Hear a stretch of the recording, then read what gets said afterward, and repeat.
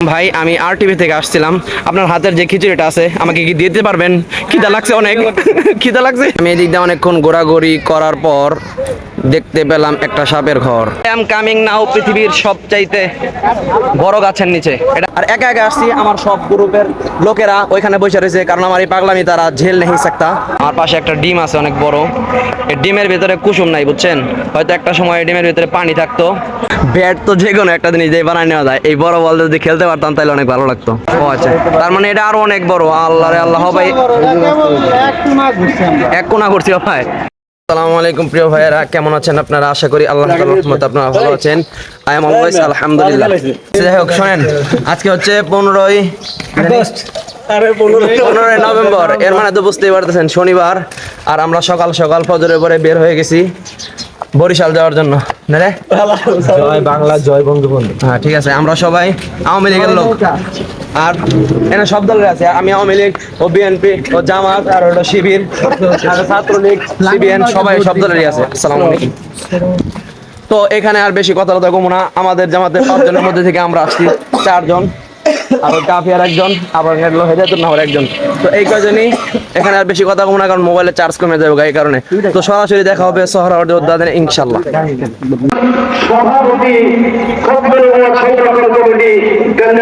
I am coming now পৃথিবীর সবচাইতে বড় গাছের নিচে। এটা আমি এমনি গেলাম, নাও হইতে পারে, কিন্তু আমার কাছে মনে হচ্ছে আকার এটা অনেক বড় অন্যান্য গাছের তুলনায়। এটা হলো সেই রমনা পার্ক, যেটা আমি মানে খালি মোবাইলে দেখছি, মানুষের ছবি তুলতে দেখছি। এই জায়গায় এসে আজকে আমি প্রথম আসলাম।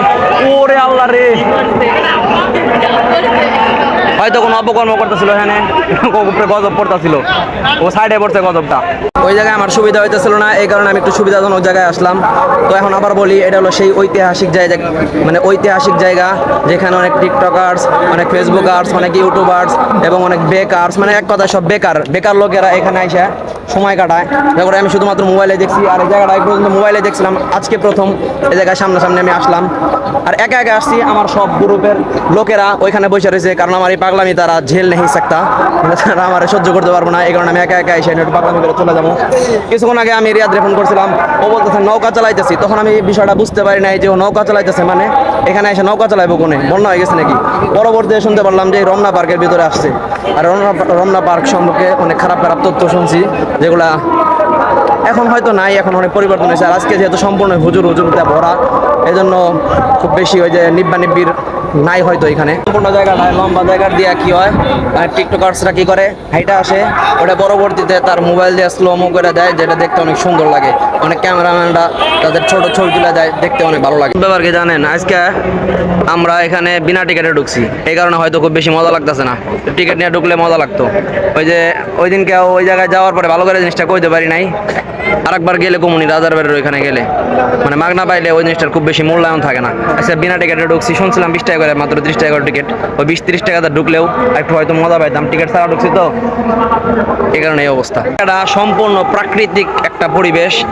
এই যে এখানে যে বড় গাছটা আছে, এই গাছটা ছোটবেলায় চিনতাম, আমি এখন নামটাই ভুলে গেছি এই গাছের, যেটা মনে করেন যে চামড়া উঠতে উঠতে গাছের মানে চেহারা সাদা হয়ে গেছে, পাগল উঠতে উঠতে। এই গাছটা কেউ চিনলাম আর একটু জানান তো। এখানে যারা আসছেন মনে করেন, ও যারা আসছে তারা তো আমার ভিডিওটাও হয়তো দেখবো না। এখান দিয়ে হঠাৎ করে একটা কাঠ বিড়াল দেখতে পেলাম, দেখা যাচ্ছে কিনা জানি না। এর আগে আমি গত বছর দেখছিলাম, মনে আছে, ওই দিন 5 নভেম্বর ছিল, ওই দিনও কাঠ বিড়াল দেখতে পাইছিলাম, আজকেও কাঠ বিড়াল দেখতে পেলাম। আলহামদুলিল্লাহ, এখন আমার একটু ভালো লাগতেছে, কারণ হইতেছে এইখানে সব ওলামায়ে কেরাম আছেন, মানে আমাদের মতো হুজুররা আছেন। ওই মানে বাইরের খুব বেশি মহিলা টহিলা নাই। আবার ভয় লাগতেছে, একলা একলা অনেক দূরে চলে আইছি। আসলে হয়েছে কি, ওইখানে যারা আছে মানে আমার বন্ধু বান্ধব গ্রুপস, ওরা এটা পছন্দ করতেছে না বলতে, ওরা এগুলা দেখছে তো, ওদের কাছে পুরান, আমার কাছে নতুন, এই কারণে ভালো লাগতেছে। আর এমনি ভিডিও করি, ওরা সামনে আসতে চায় না। তো সব কিছু মিলে আলহামদুলিল্লাহ ভালো। এখন কারো মনে এরকম প্রশ্ন হইতে পারে যে আইসি আমরা ওই আন্দোলনে বা সম্মেলনে, আমরা এখানে ঘোরাফেরা করতেছি কেন? এরকম প্রশ্ন হইলে এর উত্তর হইলে এরকম যে আমরা ওখানে আসছি, আমরা যোগদান করছি, উপস্থিত হয়েছি আলহামদুলিল্লাহ। ওখানে দীর্ঘক্ষণ ছিলাম, অনেক গরম ছিল, এই কারণে আমরা যেহেতু এখানে আসছি সাময়িক সময়ের জন্য, একদিক দিয়ে আমরা একটু ঘোরাফেরা করে যাইতেই পারি, স্বাভাবিক। আর যারা একেবারে আসে নাই, তারা এই সমালোচনা করে কোনো লাভ নাই। যে গাছটা দেখাইছিলাম, একটা গাছ দেখাইছিলাম, ভাবছিলাম ওইটা সবচাইতে বড়। আসলে আমার এই ধারণাটা ভুল, ওইটার চাইতে আরও বড় অনেক গাছ আছে, কারণ আমি এটা জানতাম না, জানুম কিভাবে, কারণ আমি শুরুতে ঢুকার পরে ওইটা ভাবছি সবচাইতে বড়। এখন পুরা জায়গাটা ঘুরে দেখি নাই, ঘুরে দেখা হয় নাই, ঘুরে যখন দেখা শেষ হইব তখন আমি বলতে পারলাম যে কোনটা সবচাইতে বড়। বা আমি যতটুকু মনে করি যে এরকম বড় বড় গাছ অনেকগুলাই আছে, ঘুরে সম্পূর্ণ দেখা হয় নাই, এই কারণে বলতে পারছি না। আর দেখারও দরকার নাই। আরেকটা জিনিস কি জানেন, আইসি যেহেতু এই জায়গায় ওরা অনেক বৈশা রয়েছে বেকার, আমি চিন্তা করতেছি বসে দেখা লাভ কিরে ভাই, এখানে আইসো একদিন একটু হাঁটাফেরা করে যা, চলাফেরা করে যা, ঘুরে টুরে চলে যা, ঠিক আছে না? এখানে কত সুন্দর তারা ক্রিকেট খেলতেছে, কত মানুষ কত আনন্দ করতেছে, এটাই ভালো। আমার কাছে এই সমস্ত মানুষ ভালো লাগে অনেক। এই রমনা পার্কের মানে ম্যাপ সম্পূর্ণ না, কারণ আমি কোনে আছি বুঝুন কেমনে, কোনো উপায় আছে? ও আচ্ছা, এই ব্রিজের এখানে না, 6 নাম্বার 8 নাম্বার 7 নাম্বার 3 নাম্বার, ওইদিকে যাবো কিভাবে? ওইদিকে যাবেন, এই যে রাস্তা আছে, এইদিকে রাস্তা ওই যে দেখা যাচ্ছে।